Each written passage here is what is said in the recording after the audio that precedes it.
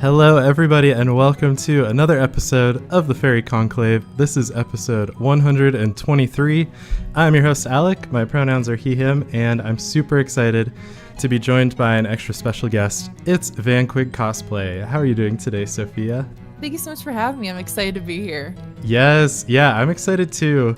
I have been watching your streams lately, and I wanted to say that I love the guests that you get on them. I feel like each one of your streams has a very positive and optimistic kind of vibe.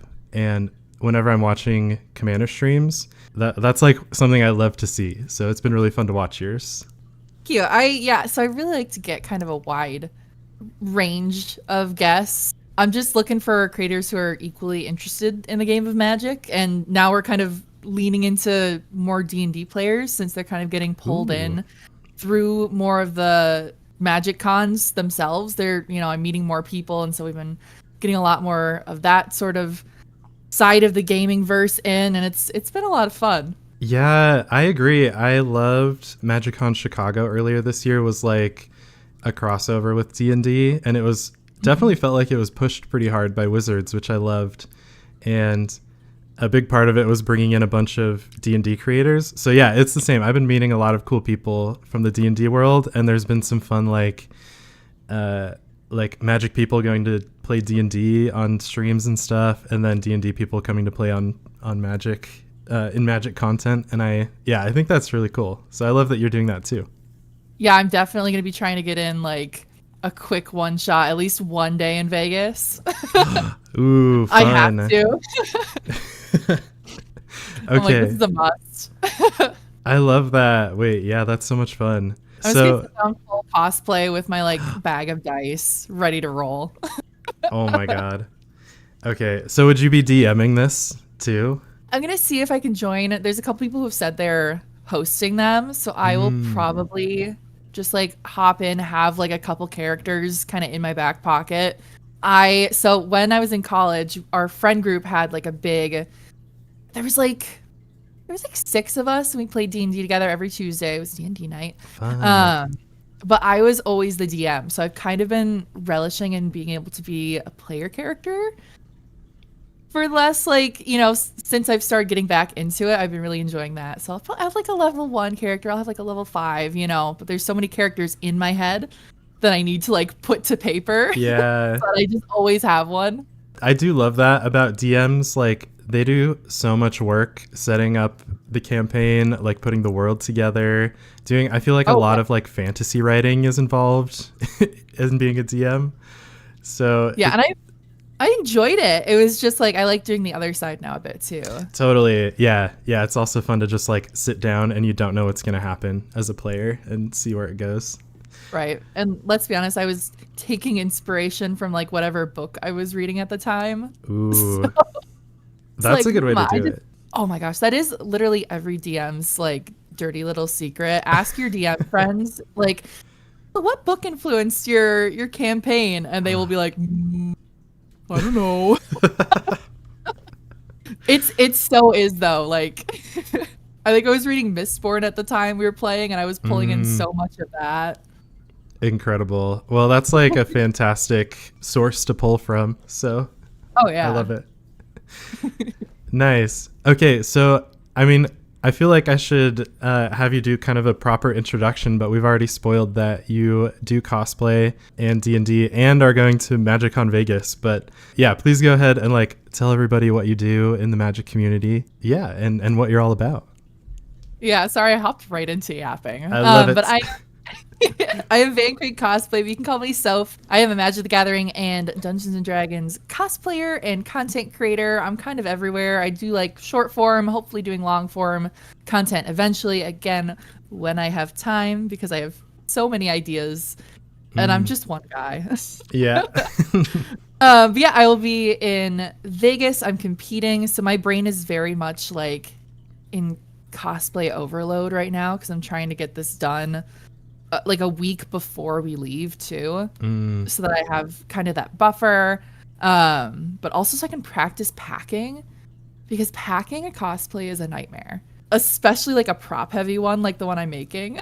Yeah. And I'm competing at the expert level, so it's like, it's a lot of stuff.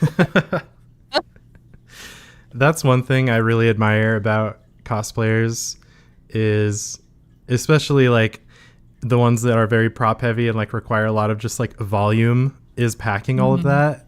That's just, it's something you might not think about as like a non-cosplay person, but it's a very important piece of it for those who need to travel for those. Oh yeah, and because you can't just put it in your suitcase like and Tetris it till it fits. I have to put my pieces in bins because otherwise they'll get crushed. So that takes up there is an art to cosplay packing that I think I have not figured out yet. And then you have to take some of it through TSA because it just does not fit. I was talking with Magic Mishamigo for Cool Stuff Con, and they brought their Grist cosplay, which is this huge head, and they had it on their lap the whole time on the flight. And so I've did Gisa for Vegas last year, and I had to bring her shovel through TSA, and I also had to be like, oh my god, please be so careful with this. And then they like throw it around, and they're so indelicate with it.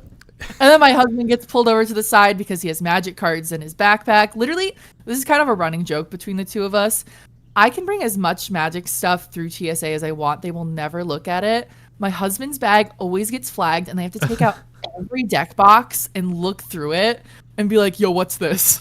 Like, it's just cards, please. There's nothing worse than like standing there in your socks and like all of your stuff is just like being sorted through, and they're like opening all the deck boxes and like rifling through the cards. Get it open, and then they have to hand it to him to open it. Yeah. Yeah. But it is every time. Wow. It's like, please, it is 6 a.m. Yeah. And we have like the same amount of decks that we're bringing as well, but they will never look at mine. Incredible. Yeah, last time that happened to me, it was at like 3 a.m. So of course I had not slept because I was playing Magic up until I had to leave for the airport, and I was just like so grumpy while they were sorting through all of my decks. I was like, please. There's no point in sleeping if you're just going to be getting up in an hour anyway, right? Exactly. Yeah. So you have one cosplay that you are competing with in Vegas. Are you doing any other cosplays throughout the weekend or just the one? So I will probably bring my Ella Schnorren showgirls that we made for our showgirl group for Las Vegas. Fun. Just because she's super comfortable to wear, and like it's still thematically accurate, even though we're not doing a whole group, and people like recognize it. So I'll probably bring that. That's also really small to pack. Nice. And then I'm going to see if I bring a third one. Honestly, the competition piece is so overstimulating that it may be a 2 cosplay weekend. For context, I'm doing Zool Asher Lichlord. It was Foundation's card.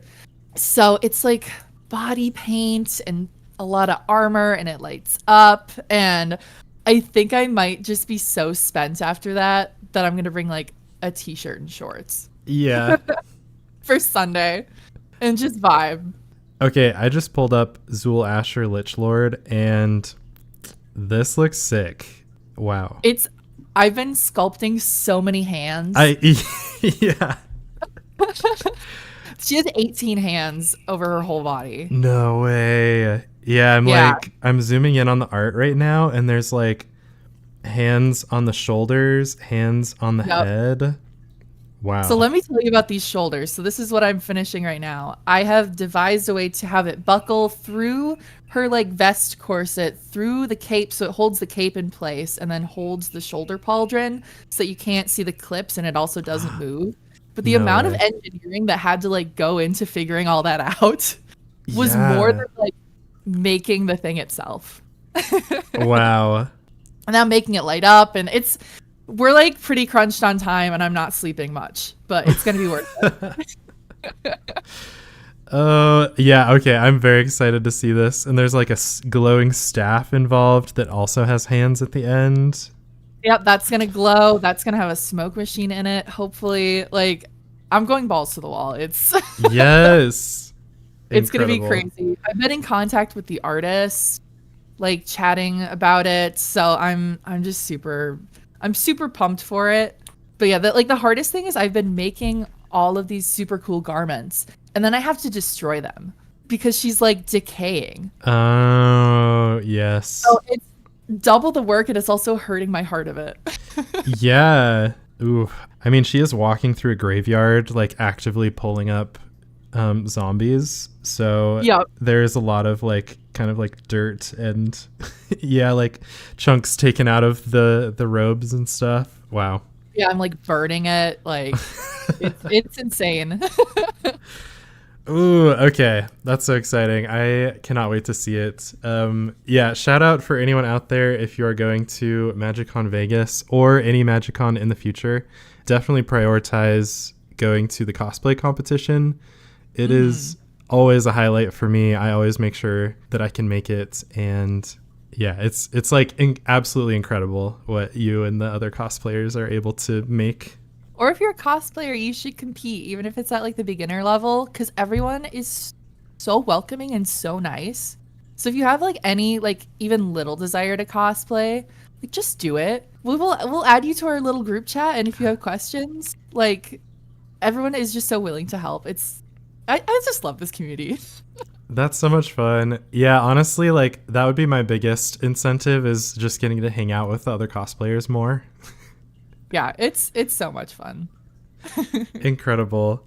Sweet. Okay, so I have brought you on today to interview you about one of your favorite decks. And when you sent me this deck list, I was like, ooh, hell yeah. We're going to have a really good time talking about this. Oh yeah, it is my baby. Yes, I love it. Okay, so really quick before we start diving into this deck, I always give a little shout out to one of my patrons at the Conclave Mentor patron level. So Lee, thank you so much for being a patron. I really appreciate it. All right, let's do it. So my first question for you is, please introduce your deck to us. Who's the commander and what inspired you to build it in the first place? Yeah, so my commander is Chatterfang, Squirrel General. And this deck is really special to me because it is my first commander deck that I ever built. It has kind of been the one that I've upgraded and put time into basically since then. It's definitely one of the more expensive decks I own.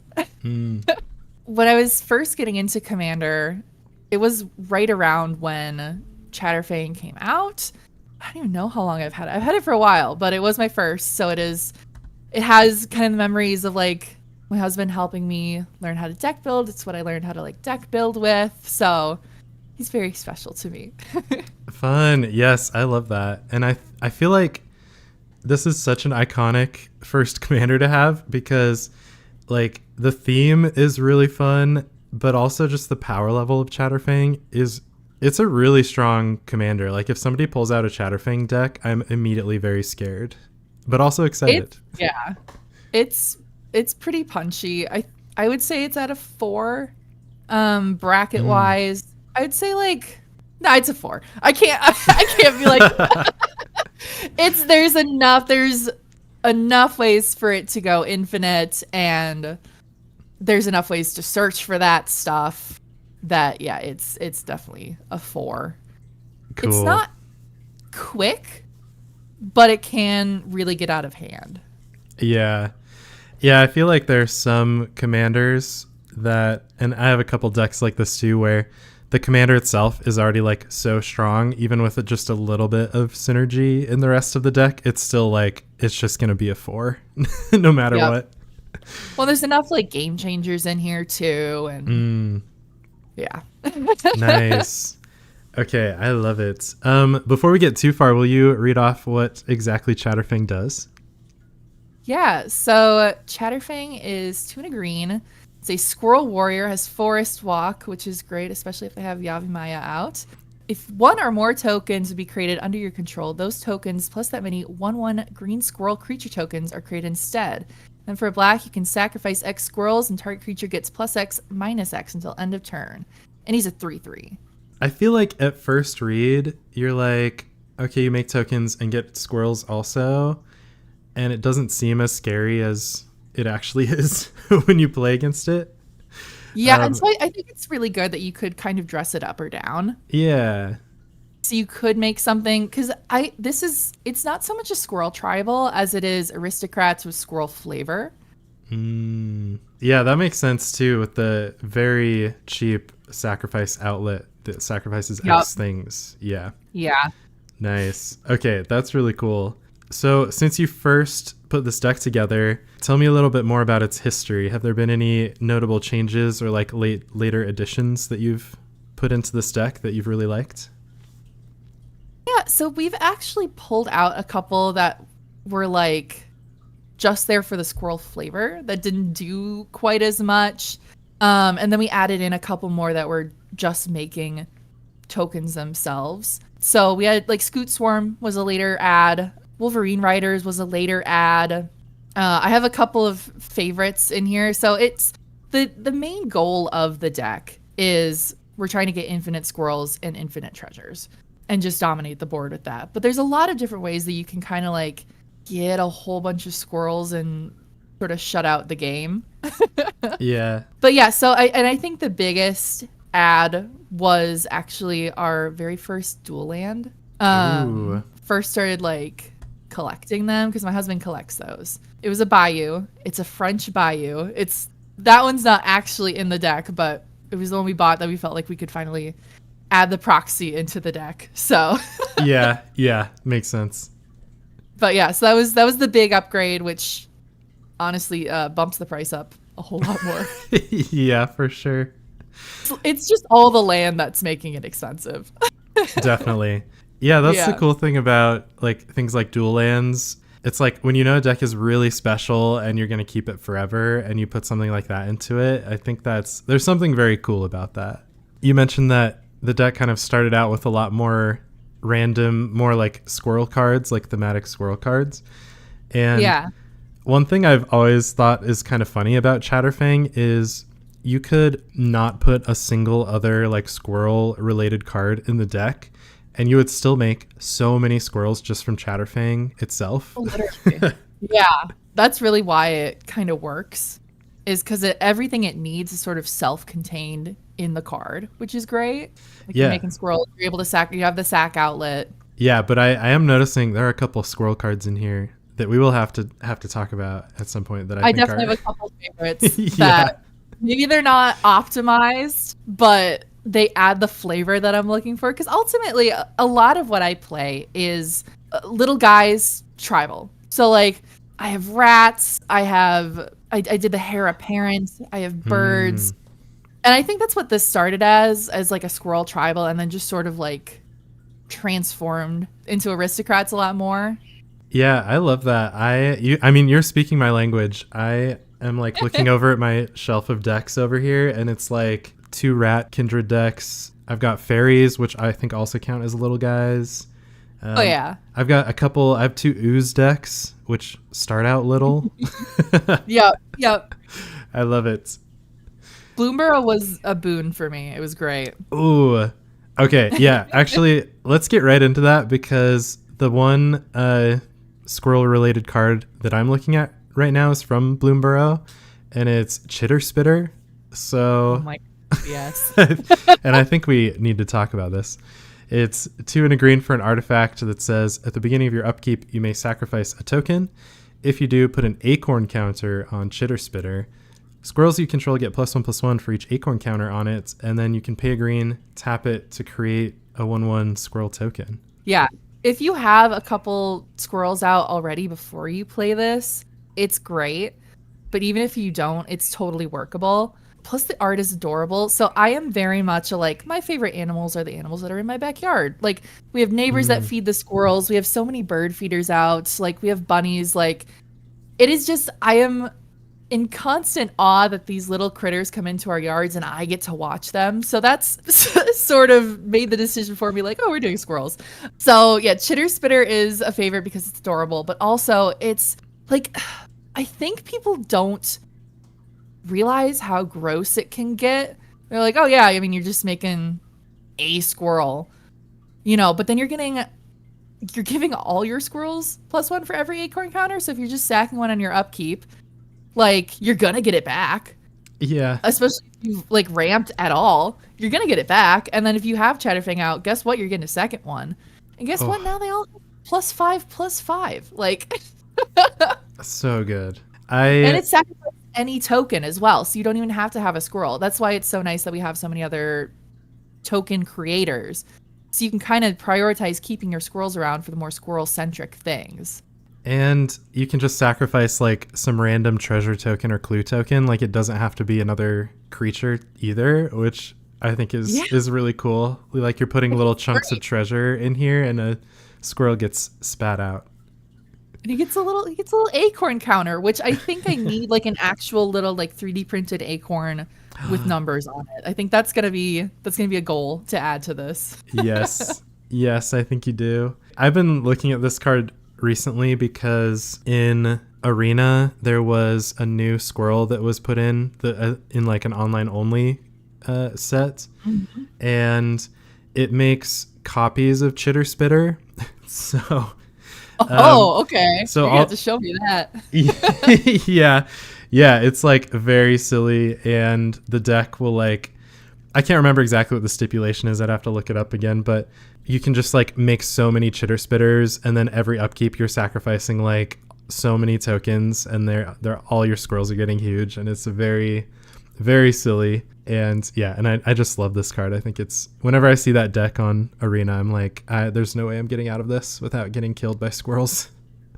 Well, then you put a Zulaport out, and they're going to be taking, one. You're going to be losing. You're going to be gaining life. They're going to be losing life for every little thing you're sacrificing to your spitter. It's so good. It's great, and it's just fun to say too. Chitter Spitter. Chitter Spitter. It's true. So what other squirrel-related cards do you love that you play in this deck? Squirrel Nest, Chance of Land, making stuff. Squirrel Sanctuaries in there. I got like Chitter of the Squirrel. It's Chitter the Squirrel, Chitter of the Squirrel, something like that you can bring back, and it's just getting more and more of them. Chatter of the Squirrel. There we go. Just for one, create a 1/1 green squirrel, so you can play that on turn 1 if you got nothing else, and then you can flash it back for 1 and a green. So. Just easy squirrel stuff. I have, let's see, Draykeeper, which is really great. You're creating a couple squirrels as it comes in. And then, there's one more that I'm thinking of that has Deep Forest Hermit. There we go. It has Vanishing 3, but you create 4 squirrels when it comes in, and squirrels get +1/+1. So it doesn't last forever, but I mean, you're creating 4 squirrels, which if you have Chatterfang out, I mean, it's a lot of squirrels. It becomes a problem real fast. Yeah, seriously.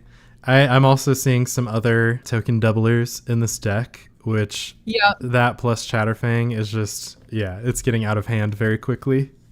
Yeah, I have Doubling Season and Parallel Lives in there. I think I also have Second Harvest, which isn't like necessarily a static doubler.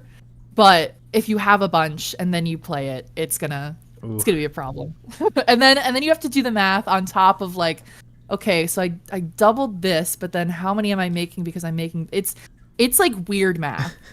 And I still have to ask people like, okay, well, is that, so I made 4, am I making 8 or am I making like 12?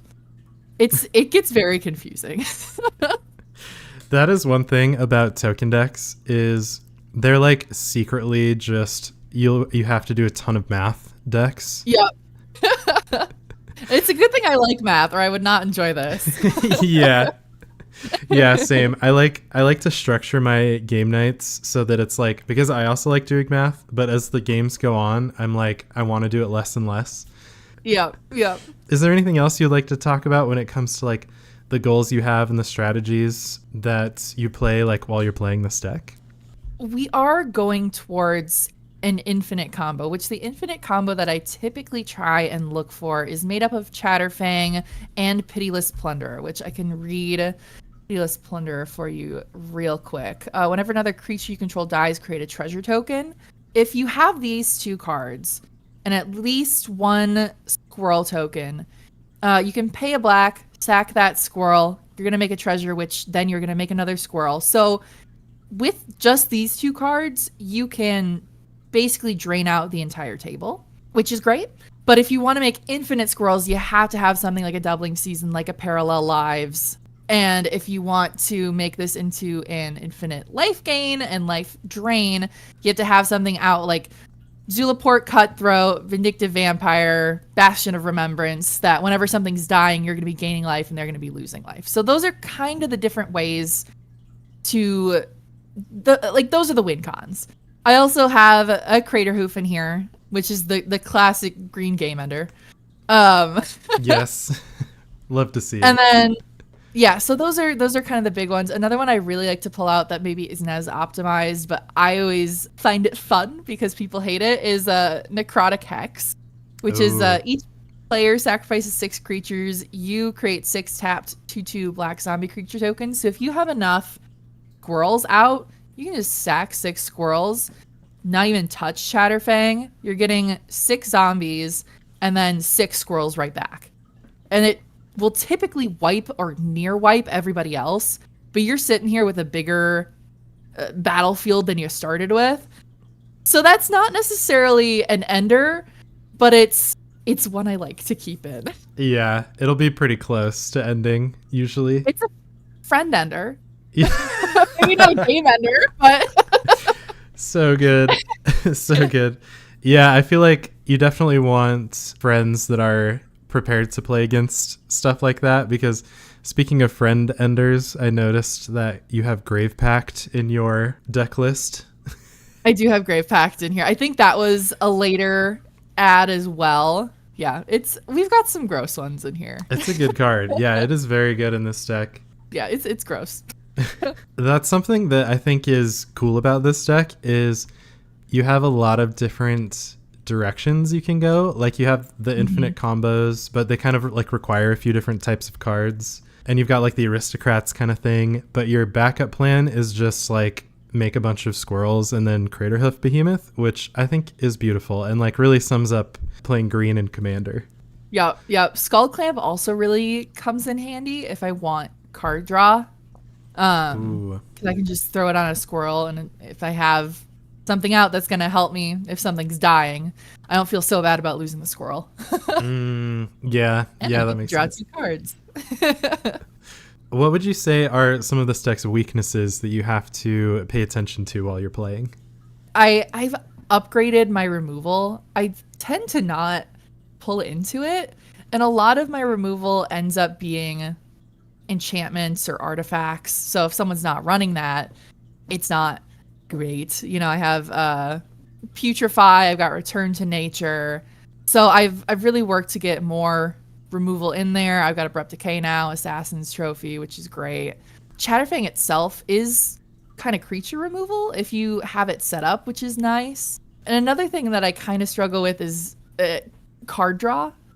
I think some more card draw engines would be good, because if I can't get squirrels out by like 2 or 3, I'm kind of floundering.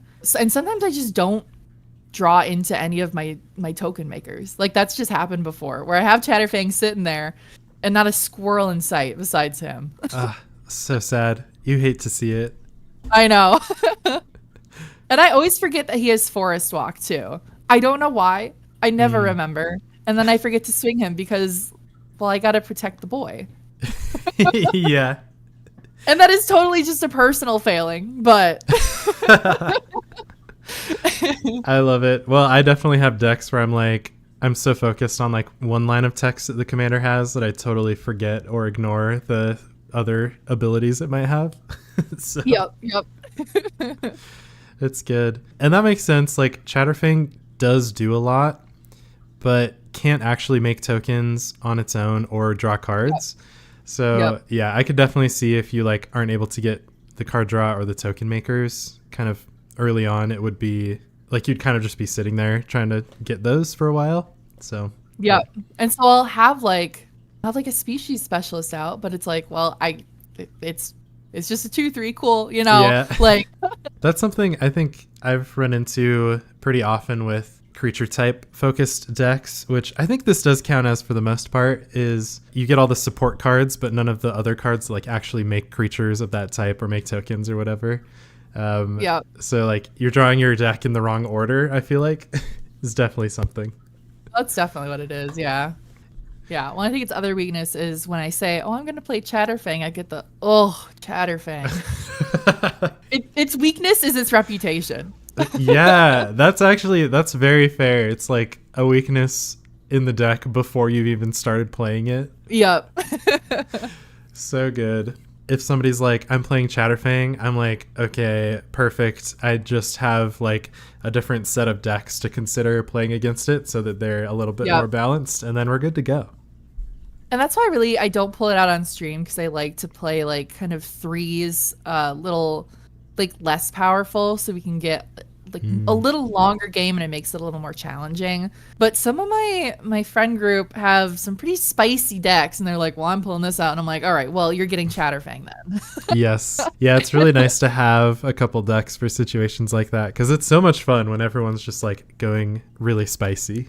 So are there any other notable cards that you would like to shout out that like fill specific purposes in the deck that we haven't talked about yet?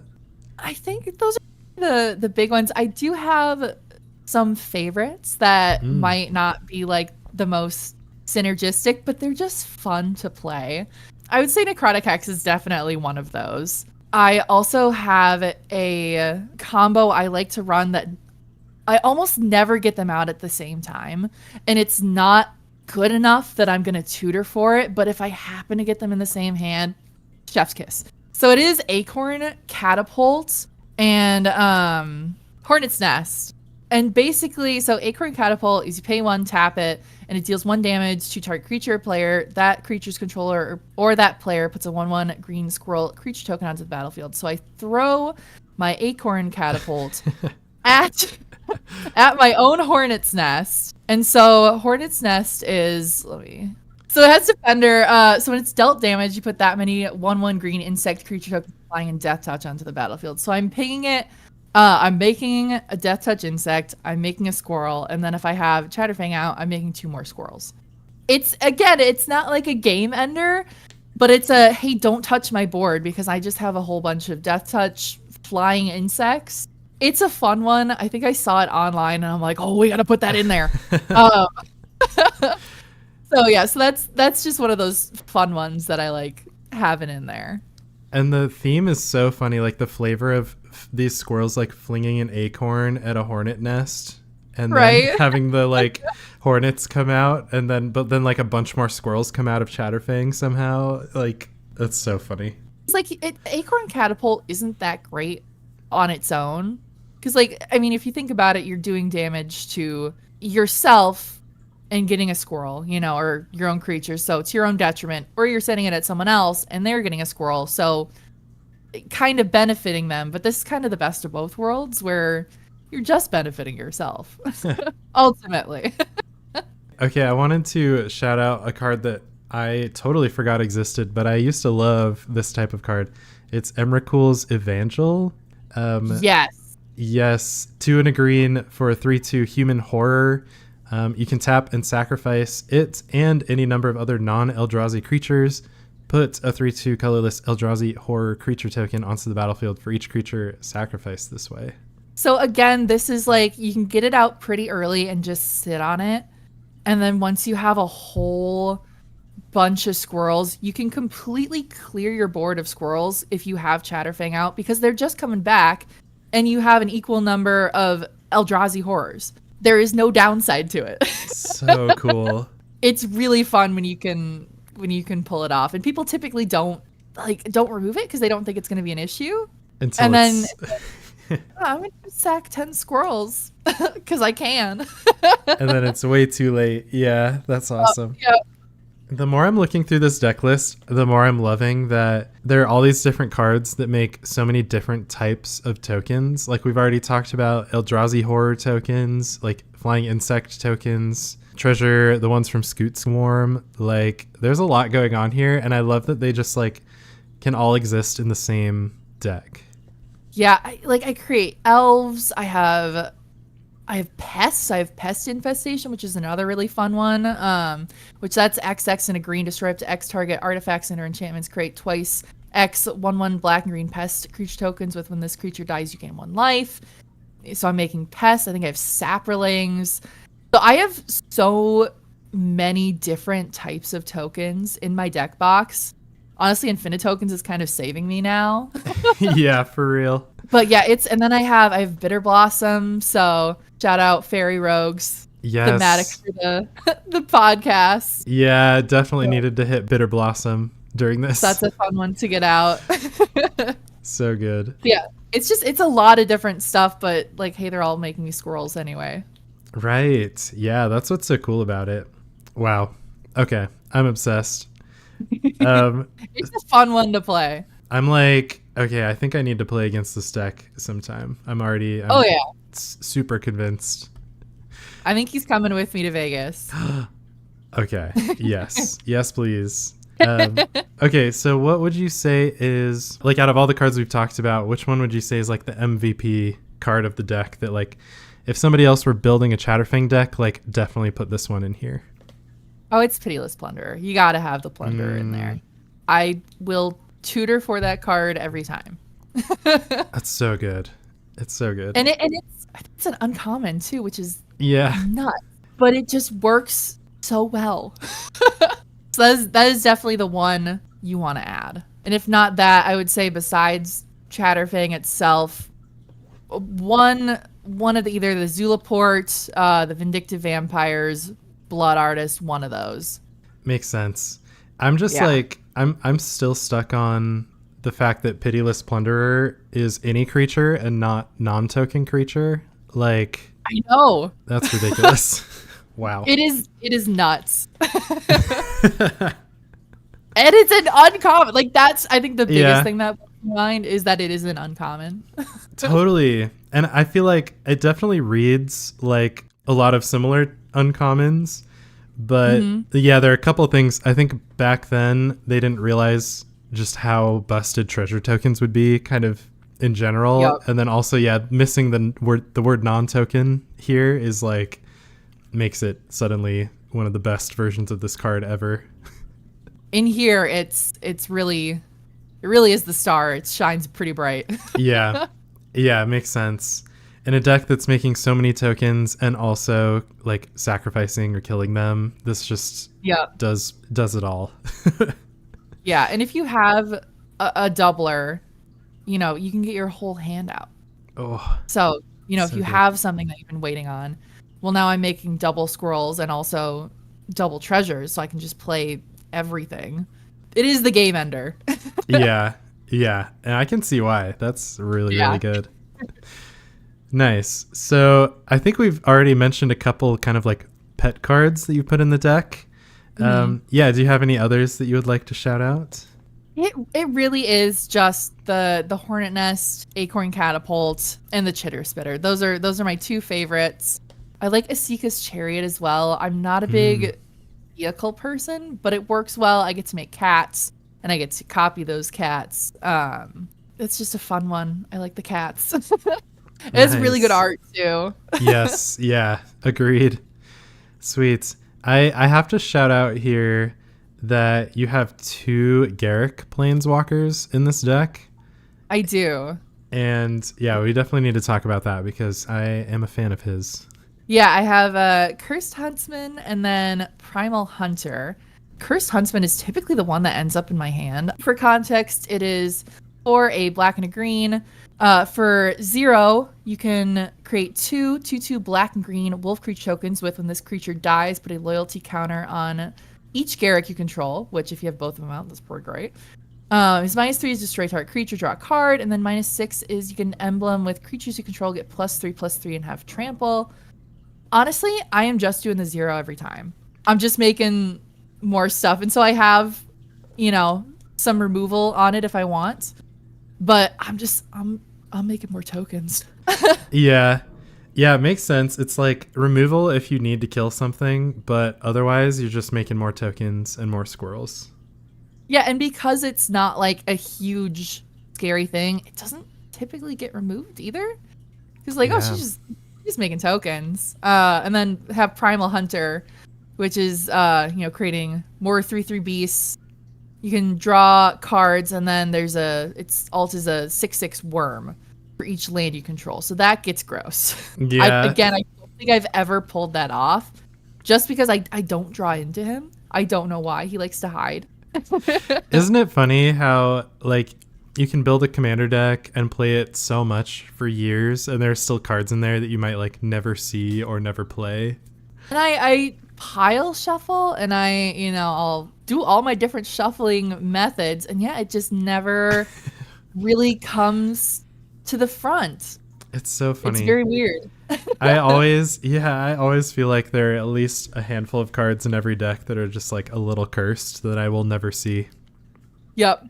Unfortunately, in my Gisa deck, that is all my lands. Oh no, it's the worst when it's lands.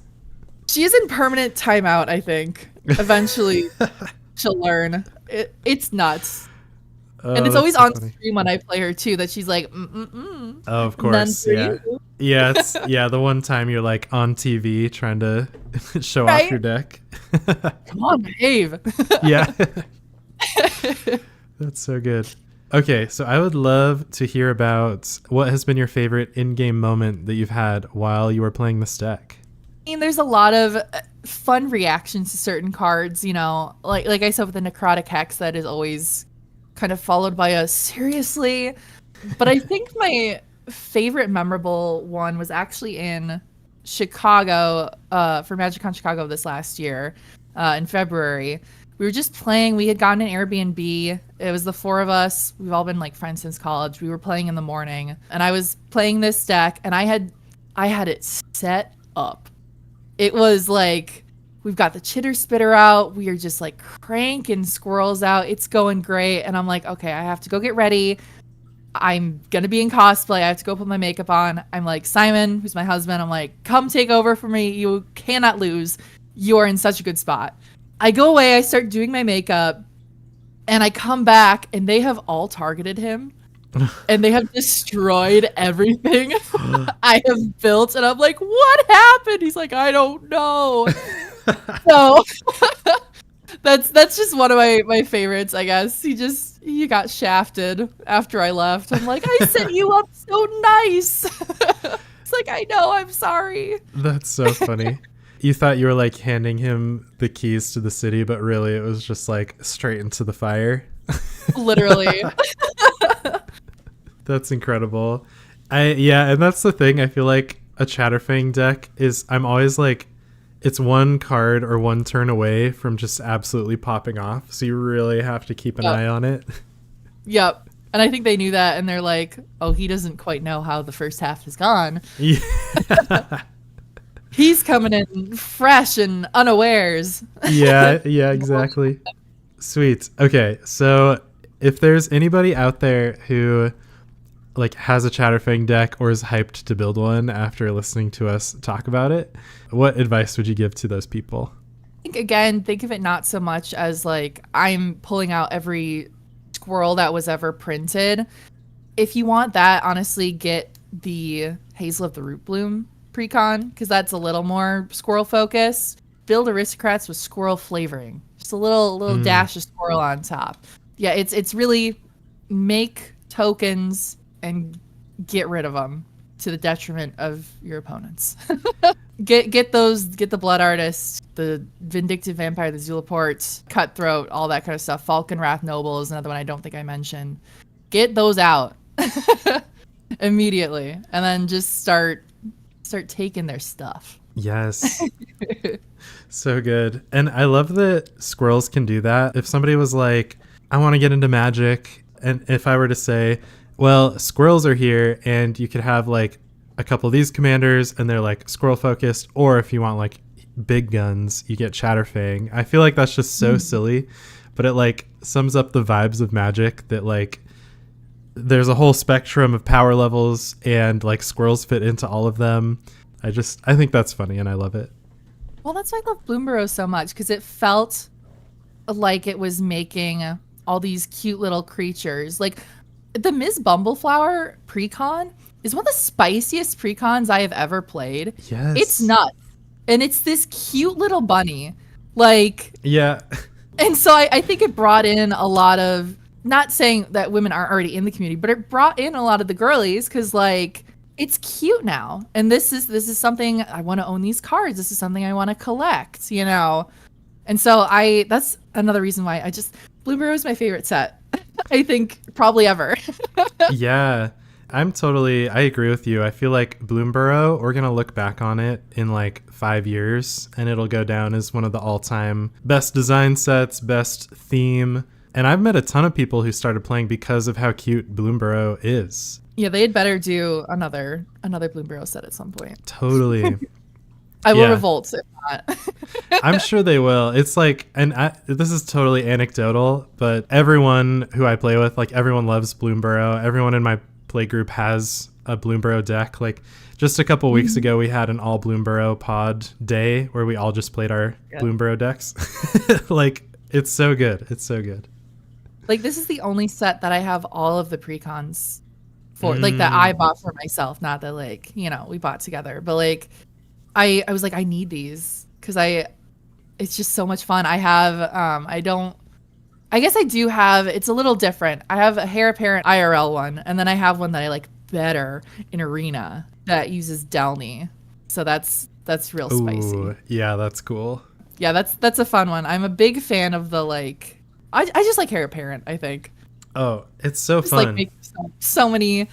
Again, this is my play style. How can I make so many little guys that I'm overwhelming?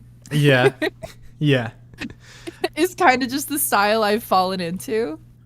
Well, I'm so glad that we could bond today about our shared love of like weird little guys in Magic. I love weird little guys. Thank you so much for coming on the show. I can't believe it's already been an hour. It's gone by so fast. I've had such a good time talking about your Chatterfang deck with you.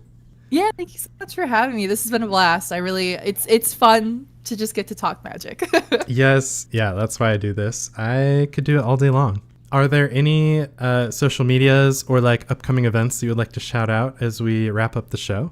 So you can find me at Quigg Cosplay pretty much everywhere. I'm mostly active on Instagram and TikTok right now, and Twitch. I stream every week. That's cut down a little bit just because I am working on this cosplay like crazy, but I'm at least on every Wednesday doing my show Convoked, which is just a spell table commander stream. You can see me in Vegas for MagicCon. I'm going to be there all weekend. I don't have a creator badge for that one, so I won't be like doing a meet and greet, but like I'm really easy to find and I have stickers, so please come get stickers. Yes. I love it. Sweet. Yeah, and I'll make sure to have links to all of those things in the episode description. So, yeah, everyone out there, go check out Sophia's content, and also keep an eye on upcoming Convoke streams because I will be there for one of those. Yeah, I'm so excited. Sweet. Thank you so much one last time for coming on the show and chatting with me about your squirrels. I'm just like, I was smiling the whole time, and I can't wait to play against this in Vegas. So. Oh yeah, now I definitely have to bring it. Yeah. Okay. I think so. Thank you so much again for coming on the show, and thank you everyone out there for listening. I appreciate it.